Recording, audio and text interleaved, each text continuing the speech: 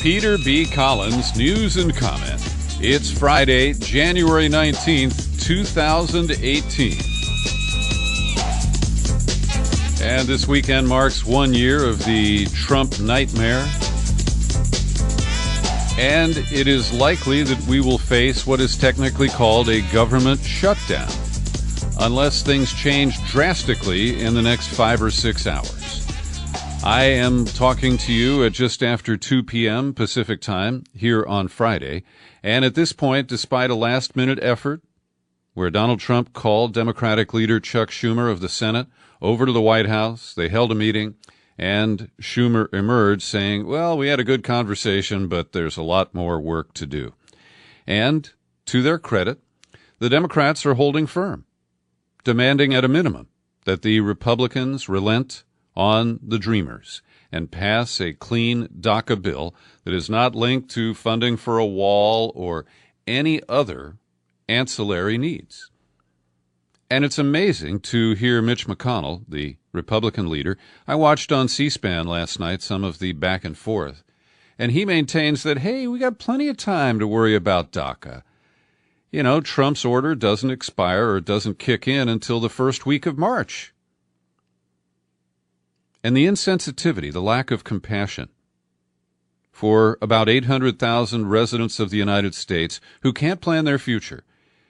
They can't expect to keep working. They can't expect to go to school or even join the military because they are being held hostage by the extremists on the Republican side.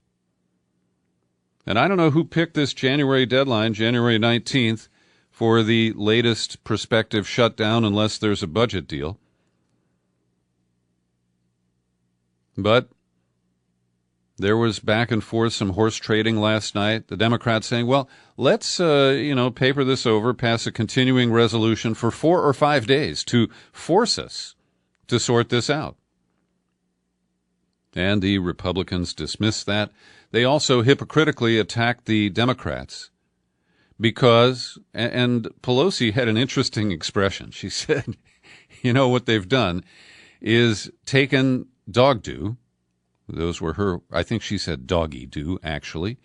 And they put it in a cup and put a cherry on top, the 6-year extension of the CHIP program, Children's Health Insurance. And she said they're calling it a hot fudge sundae and asking the Democrats why they won't dig in. And I think that's a pretty apt expression. Because the Republicans are captive to this idea that everything has to be a deal. That they must extract something really painful from the Democrats in order to give them something that they generally agree on.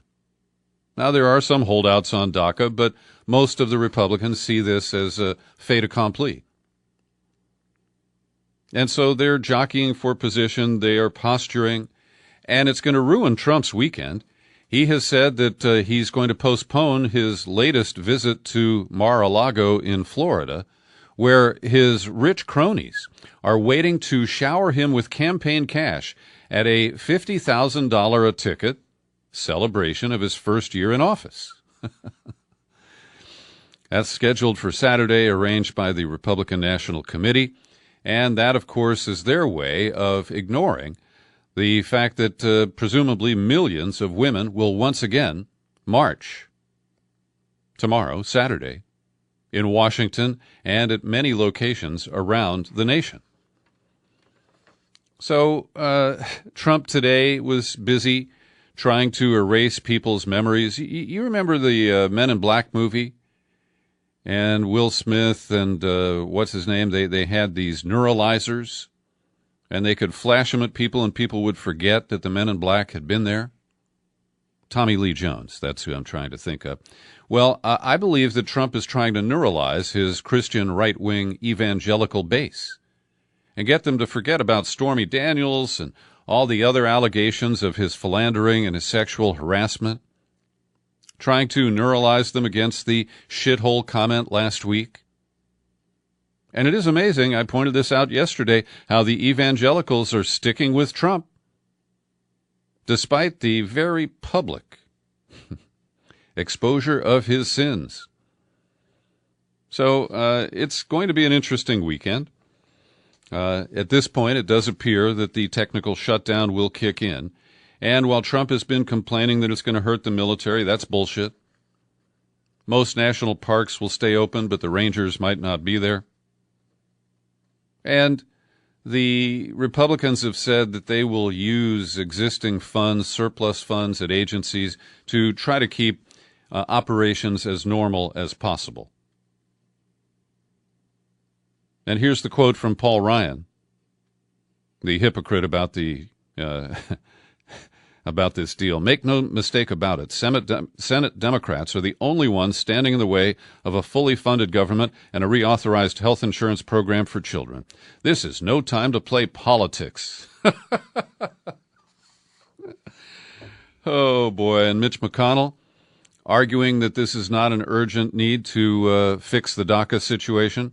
This vote should be a no-brainer, he said, and it would be, except the Democratic leader has convinced his members to filibuster any funding bill that doesn't include legislation they are demanding for people who came into the United States illegally. Duh. That's the whole point here, Mitch.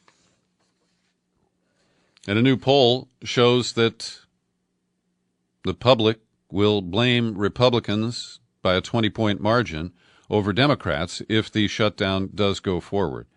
And the numbers show a 48% plurality, say Trump and congressional Republicans are mainly responsible, 28% fault Democrats, 18% volunteer both parties equally responsible, and political independents say 46 to 25% that Republicans and Trump are responsible for the impasse leading to a shutdown. And one of the agencies that will be affected has a shitload of work to do right now, if you'll pardon the expression. That's the Internal Revenue Service. They are struggling to respond to the tax laws that were changed at the very end of December by the Republican tax theft from the middle class to give to corporations and the wealthy.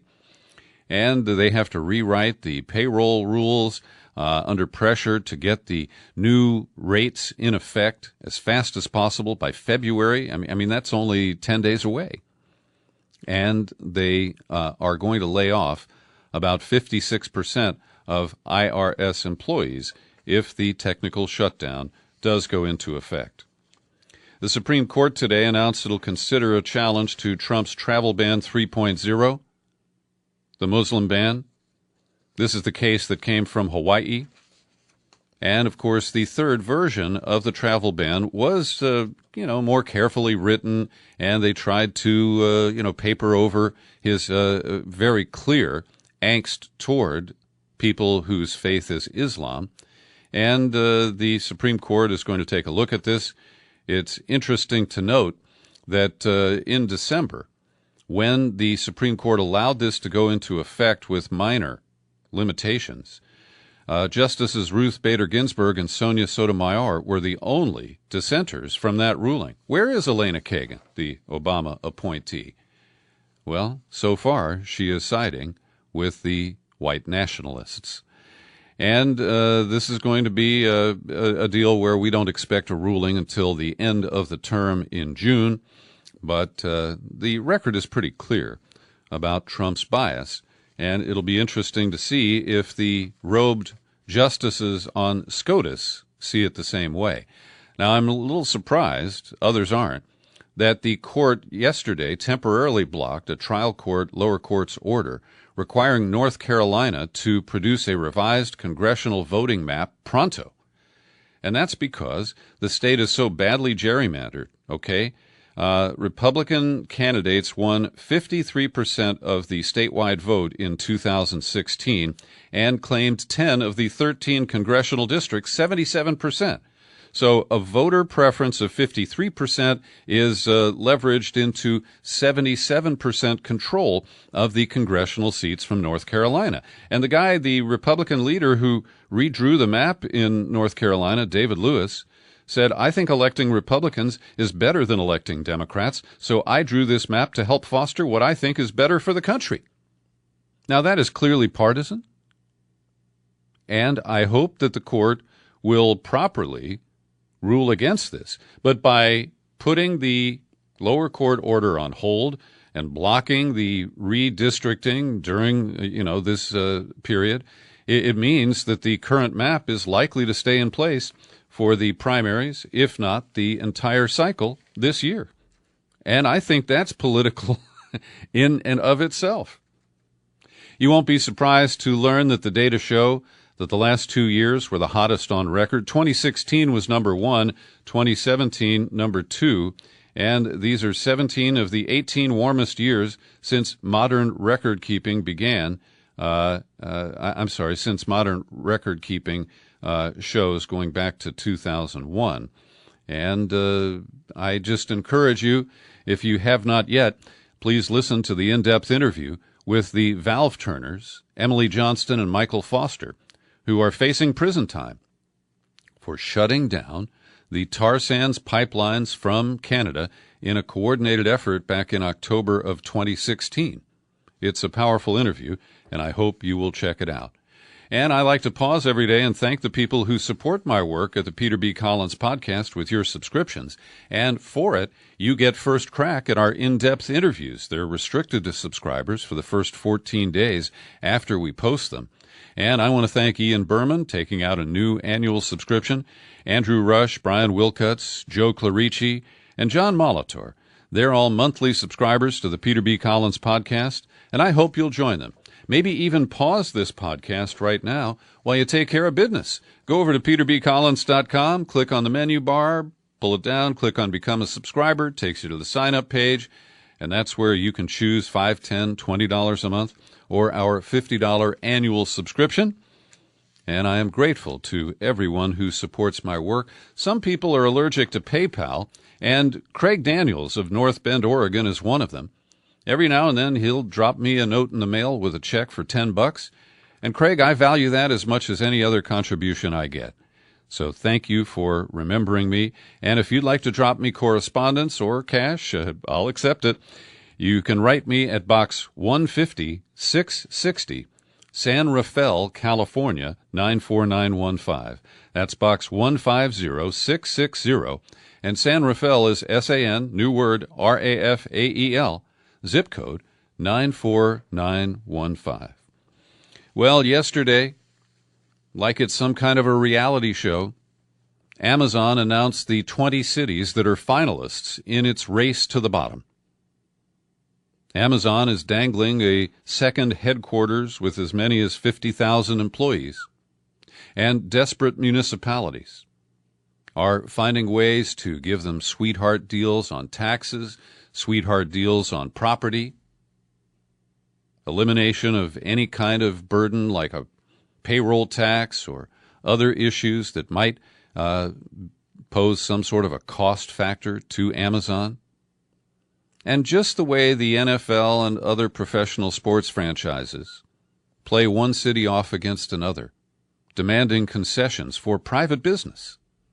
This is really un-American, and it's an ugly form of predatory capitalism happening right before our eyes. Well, I am stunned at the moment because right at this point, here the third week of January, both sides of the Trump-Russia scandal believe that big developments are about to happen that are going to bust this wide open and deliver the outcome that they hope for. And I don't know who's right. Over at the pro-Trump Zero Hedge, Tyler Durden writes that there is an explosive, shocking, alarming memo that was shared by the Republican members of the House Intelligence Committee just yesterday. Durden writes, all hell is breaking loose in Washington after a 4-page memo detailing extensive FISA court abuse was made available to the entire House of Representatives.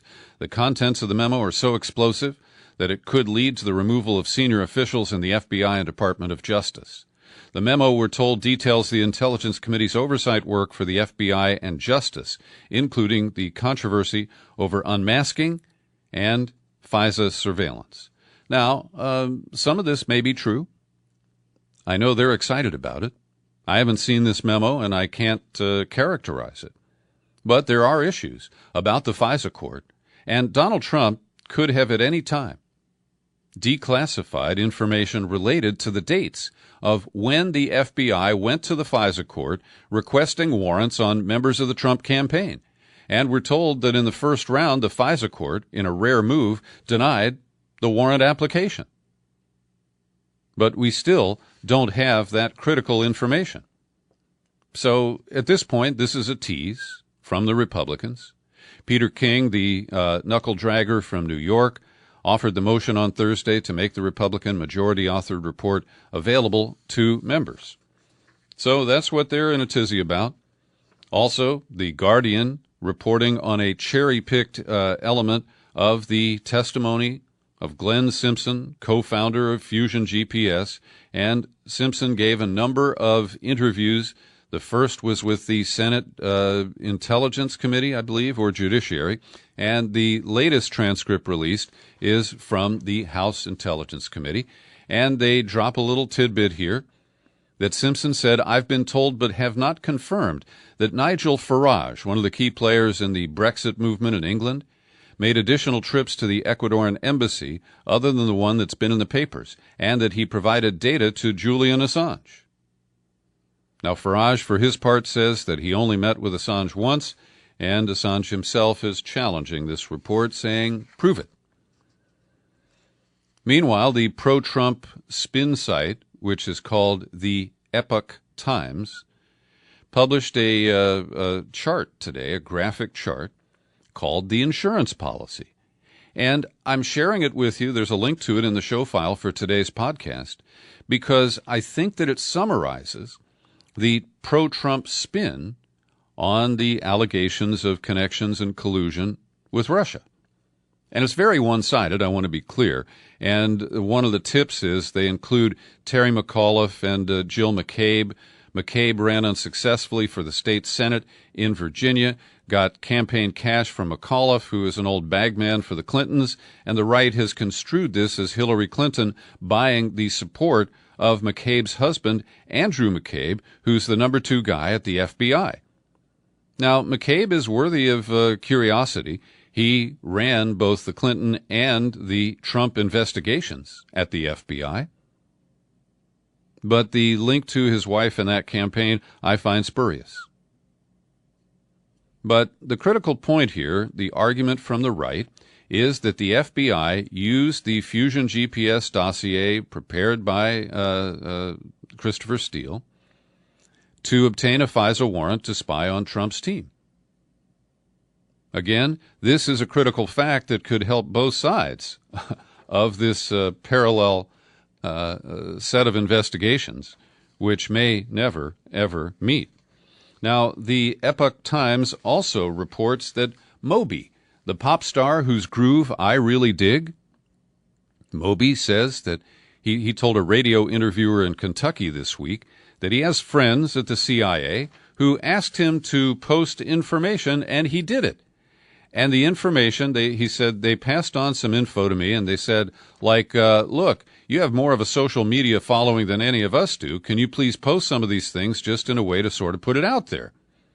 One post said that the Fusion GPS Russian dossier is 100% real and that the Trump administration was colluding with the Russian government.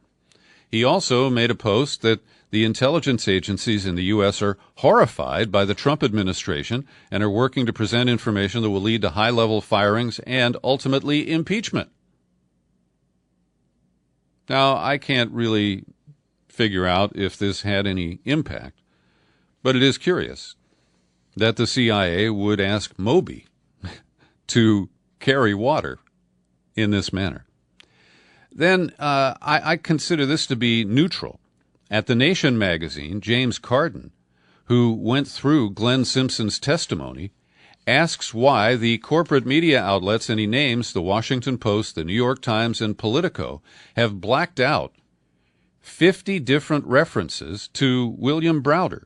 Bill Browder, billionaire hedge fund manager, claims to be a former American. He was doing business in Russia when his accountant, Magnitsky, he says, discovered some dirty deals involving Putin, and Magnitsky ended up dead, and Browder persuaded members of Congress of both parties to pass the Magnitsky Act, signed by President Obama.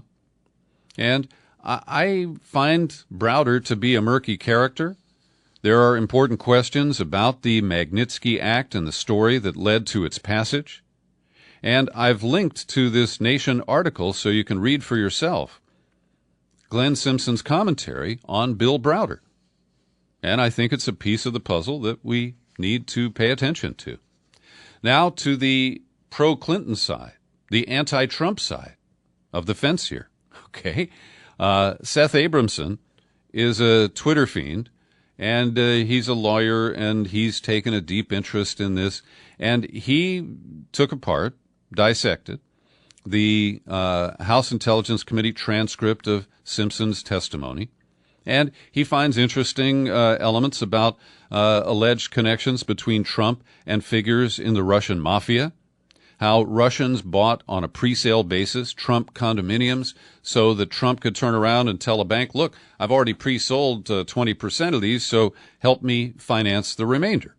And they focus on Felix Sater, the man linked to Russian mafia, convicted here in the United States, had an office at Trump Tower, a business card that said he was a salesman for the Trump organization. So those are interesting issues to, add to the list here. But none of them really burst the bubble in a way that the promoters of it promote, what they tease us with. Then we go to the McClatchy story. McClatchy published yesterday a highly speculative and thinly supported claim that Mueller's investigation is looking at whether a key Kremlin figure with close ties to the National Rifle Association may have illegally funneled money through the gun rights group to influence our 2016 election. Now, the point man here is Alexander Torshin, who is an NRA life member. He is also a deputy governor of the Russian Central Bank and is reported to be very close with Putin. And they basically use guilt by association here to ask questions about whether the NRA, which has a dark money super PAC, so the funders of the $30 million they spent on the Trump election, those donors are not identified. But I find this to be a lot of questions with very few answers. And then over at Vice, which is in pretty deep on the Trump-Russia narrative, they published some cherry-picked findings from the House Intelligence. Yeah, this is the House Intelligence Committee transcript. And one of the more interesting is that a Russian gangster named Taiwan Chick ran a high-stakes gambling ring out of Trump Tower. He was a fugitive known for rigging the Salt Lake Olympics figure skating competition, and he went to Moscow with Trump in 2013. And they also repeat the NRA claim. But what I find interesting about all of this is we see the anti-Trumpers digging deep and showing that Trump has had dirty ties to Russians for years, at least for 3 or 4 years now, if not longer. And then they tell us that he needed George Papadopoulos or Carter Page or the Russian lawyer Veselnitskaya who showed up at Trump Tower to meet with Don Jr. and the gang. That these people were needed to introduce Trump to powerful Russians and get some kind of an audience with Putin. This is the fundamental contradiction of the claim that comes from the promoters of the Russiagate story, the telenovela that gets a new wrinkle every night. And I wanted to update you on a report about the health of Robert Perry. Bob Perry is a longtime contributor to my podcast, and he is the founder of ConsortiumNews.com. He's provided the greatest skeptical reporting of the Trump-Russia narrative, and he had a stroke right before, it was right around Christmas, maybe it was before New Year's Eve. Anyway, his son Nat posted at Consortium News yesterday that Bob is currently hospitalized, working on recovery. They don't offer any more details, but they do apologize that Consortium News is not able to update regularly while Bob is away, and it shows how singularly important he has been to the alternative media in this country. There's a lot more news and not too much time, so I'm going to go quickly over a few things. Ken Marcus, who is Trump's nominee for the Civil Rights Director at the Department of Education, cleared the committee, and now his nomination goes for confirmation to the Senate floor. And he's controversial because he was formerly the founder and president of the Brandeis Center for Human Rights Under Law, and a big critic of those of us who support boycott, divestment, and sanctions toward Israel. And critics see him as a biased crusader. He has served before at the Education Department, so they're putting him back on the job.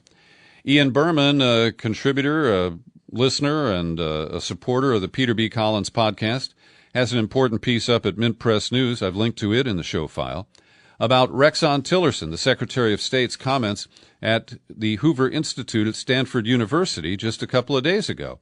And essentially, he rewrites the history, the recent history of Syria. He glides over the proxy war that the U.S. supported along with Saudi Arabia, Qatar, and Turkey, among others. And it appears that in addition to rewriting history, we have an open-ended commitment to keep U.S. troops and to support the Syrian Kurdish fighters, which that, of course, is a big irritant to Turkey, who've been the front line against the Islamic State. A quote from Tillerson: "The United States will maintain a military presence in Syria focused on ensuring ISIS cannot reemerge. Our military mission in Syria will remain conditions-based. We cannot make the same mistakes that were made in 2011 when a premature departure from Iraq allowed al-Qaeda to survive and eventually morph into ISIS." Now, of course, he skips the fact that Obama desperately tried to keep over 10,000 troops in Iraq and was rebuffed by the Iraqis. And then Obama fell back to executing the exit plan that had been negotiated by his predecessor, the guy named Bush. ACLU wins a victory requiring the government to disclose in court when it is using Stingray and other surveillance devices. This is a case brought by the ACLU way back in 2012, and the Ninth U.S. Circuit Court of Appeals overturned largely a ruling that favored the Justice Department at the lower court. A long read in The Intercept digs in deeper to the Ed Snowden archives and introduces a new byline, a woman named Ava Kaufman. And what Ava reports is stunning. That is that the NSA, for many years now, has had highly sophisticated voice print technology. They call it speaker identification or speaker recognition. It's what we use when we talk to our phone or talk to that Amazon box called Alexa. And we now know, based on this report, that the government has developed quite well the technology that can identify a voice and then pick it out of a cacophony of voices, a stack of intercepts with very high accuracy rates. The Guardian becomes the first major media outlet to give a respectful coverage, to give some respectful coverage to this week's announcement that Chelsea Manning is running to displace Democratic Senator Ben Cardin of Maryland in the election coming up this fall. I've linked to the interview and hope you'll read it. I think it's interesting. I will note that Rachel Maddow, the leading LGBTQ person in American media, has failed to mention anything about Chelsea Manning's candidacy, and she's had 4 nights of her program where she could have done so. Interim report tells us that Stephen Paddock on October 1st was operating alone when he shot and killed 58 people in Las Vegas, wounding as many as 800 others. And I am skeptical of this. As we reported at the time, the real-time accounts, the police radio calls, the reports of eyewitnesses clearly indicated that shots were coming from more than one direction, more than one location. And gratuitously, the government throws in that he had several hundred kiddie porn images on his computer that they recovered from his hotel room, and that he had lost a significant amount of his personal wealth, which may be a motive for his actions. TSA is just excited. They finally caught a fake bomb that some unnamed media crew was trying to sneak through the security lines at the Airport Security Theater at Newark. This occurred the other day. The group did not make it past the checkpoint because TSA officers detected the item, which had all the makings of an improvised explosive device. As you know, TSA largely fails at its mission, and the red team tests in the past have produced failure rates of 70, 80, even 90%. So to catch one, that's real progress at the Transportation Security Agency. I'm delighted to report that the newsroom employees of the Los Angeles Times voted yesterday to unionize. They'll be represented by Communications Workers of America News Guild. The vote was 248 in favor, 44 against, and the management, called Tronc, tried desperately to stop it. Even as the publisher exited the building, Ross Levinson, accused of sexual harassment. And finally today, you know that it was last Saturday morning that Hawaiians heard the false alarm that a ballistic missile was inbound toward these Pacific possessions of the United States. And after the all clear was sounded, Pornhub reports that there was a huge surge in the viewing of pornography. Now, the alert was issued at about 8:07 a.m., and there was a huge decline in views on Pornhub. It dropped by 77% at 8:23 a.m., but after the all clear was sounded, traffic spiked by 48% over normal as of 9:01 a.m. I have no explanation, but that's how Americans handle a threat like that. Yeah, I think I'm just going to go rub one out. I'm Peter B. Collins. Thanks for listening to my daily news and comment podcast. Happy trails to you until we meet again. Happy trails to you. Keep smiling